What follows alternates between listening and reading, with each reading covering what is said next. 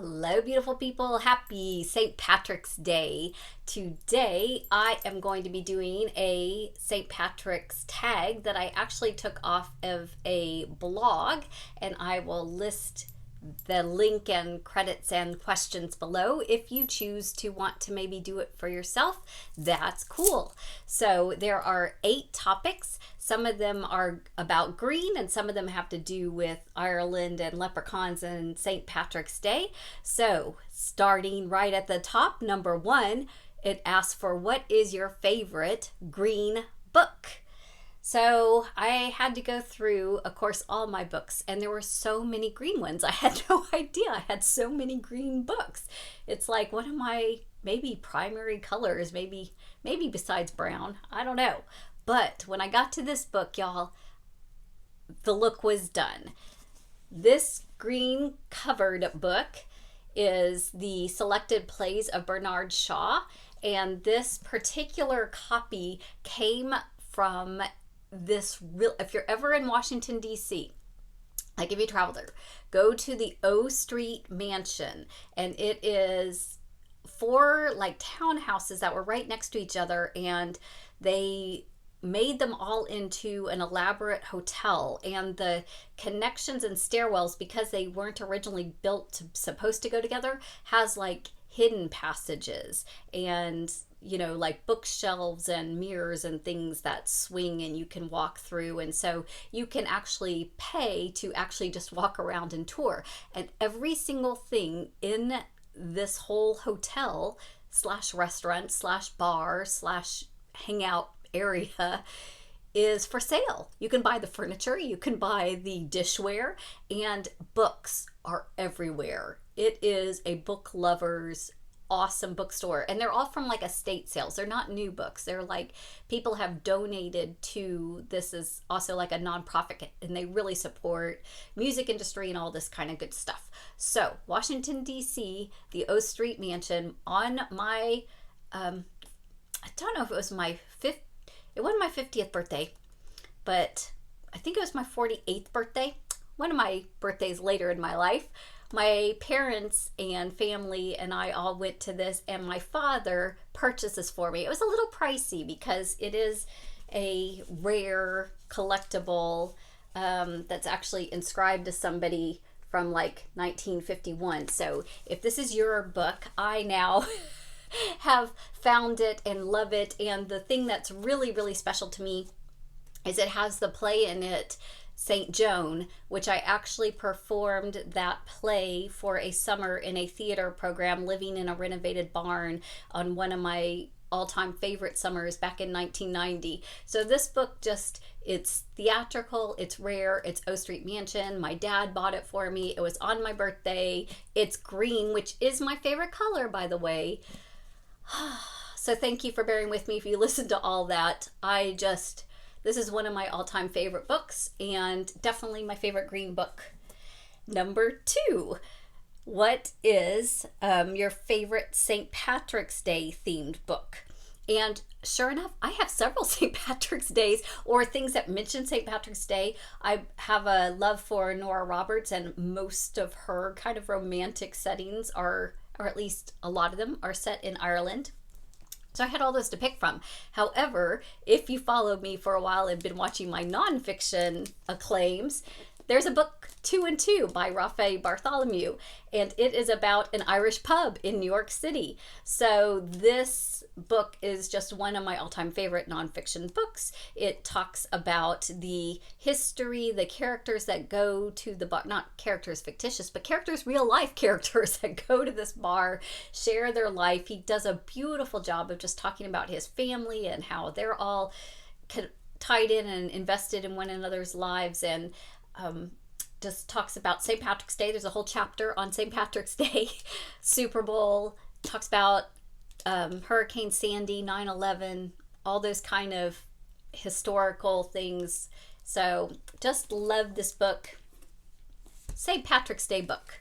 Number 3. This is now getting into some of the themes. So the theme is corned beef. A book that made you hungry. So the book that made me hungry recently, anyway, was this All About Eggs I got from the Dollar Tree. I loved this book. It's beautiful, colorful, tells like little stories about the folklore and history of eggs, some of the famous eggs, more than one way to poach an egg, and then it's filled with recipes and bright colored pictures. And y'all, when I was like done reading this book, I went and boiled some eggs and made egg salad because I was hungry, specifically for eggs. So love this book. I have yet to find this again at the Dollar Tree. I've looked at 3 different Dollar Trees looking for it for $1, but I have found it on Amazon and some of the other bookstores for higher price than $1, but it'd still probably be worth it. Number 4, The 4-Leaf Clover, a book that was a rare and particularly good find.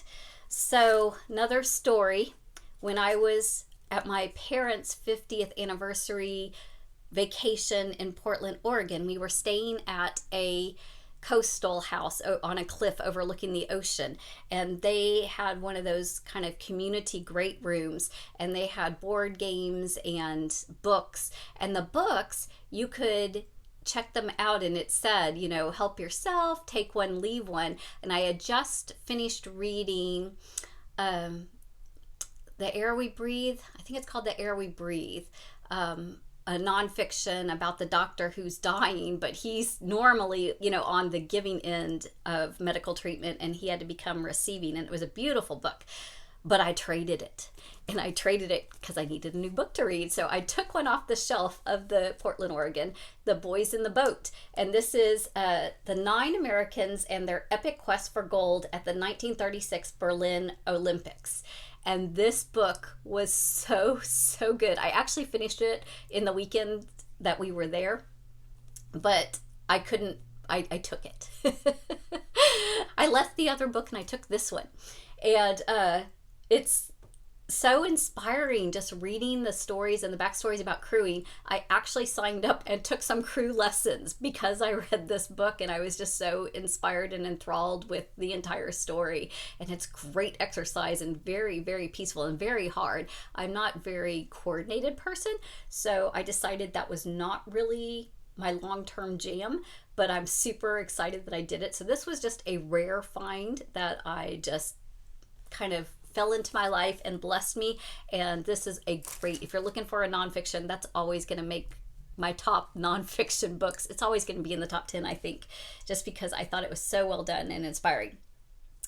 Number 5 is Irish Whiskey, a book that is so bad you had to go take a drink. Now, I couldn't take a drink after this book because I had just had surgery, and I actually paid like obnoxious amount, like $35-40 to have this whole book on audiobook because I was laid up from surgery. And it was called The 3 Junes.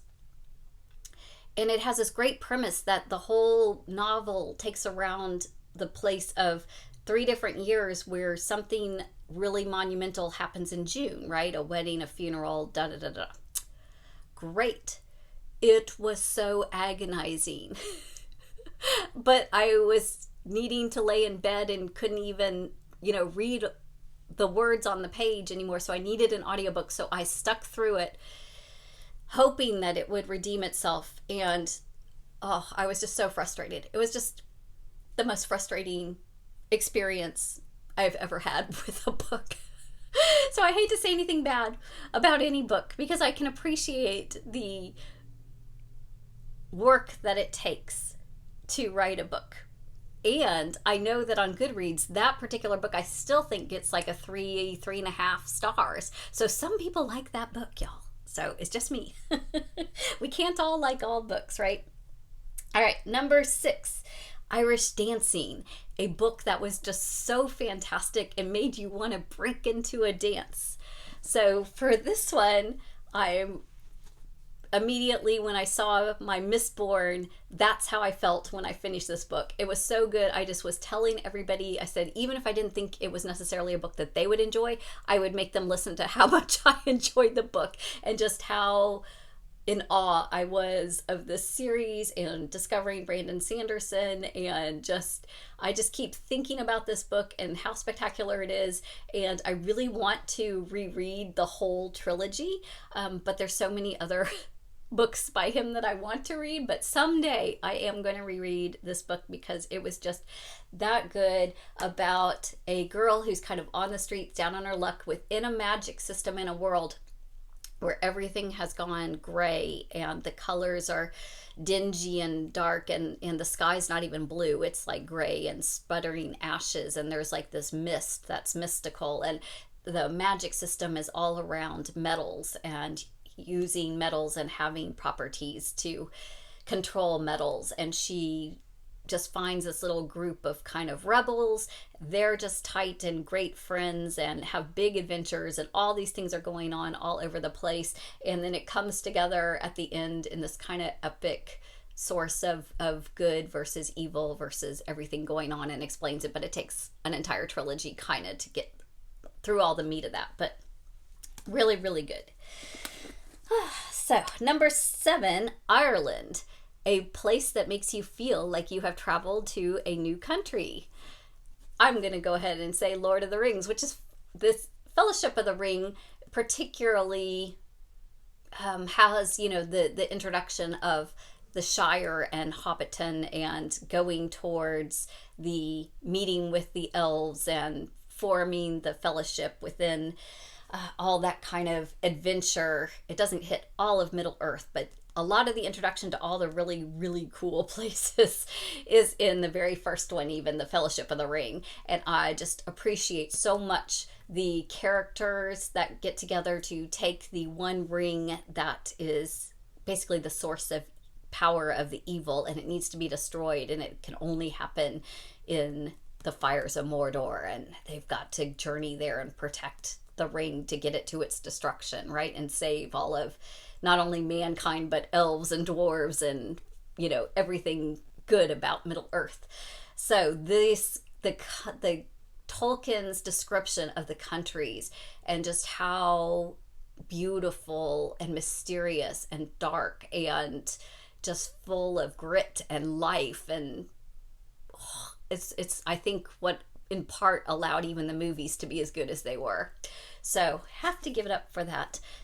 You can tell that I really love Mistborn, actually, because I love Lord of the Rings so much. There's a lot of similarities in those kind of sagas. So if you like those kind of things, keep watching my channel for sure, because we're going to gel.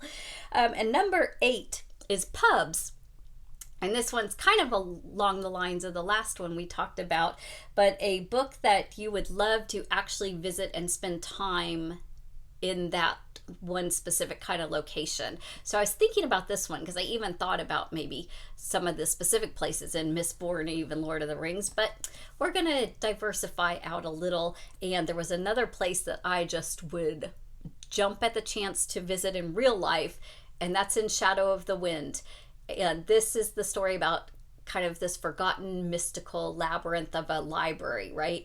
And it's this kind of society of like magic books where you go in and you can get lost. Even it's so big and windy and stacks of books everywhere, and you're charged with picking out a book that also is kind of picking out you, and then what's in that book, so far, at least in the books I've read, mirrors kind of the chooser's life, or helps them or assists them or helps unpack kind of life and meaning and all that kind of stuff. And I mean, if you could go one place in a book, I would love to go to this library and just see what book would pick me, that I would pick it. I just, that could just, yeah.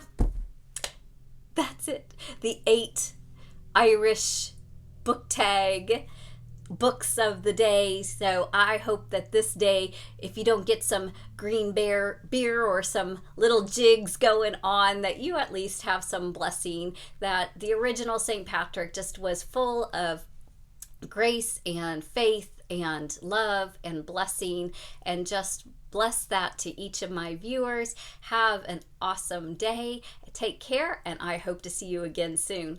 Happy St. Patrick's Day.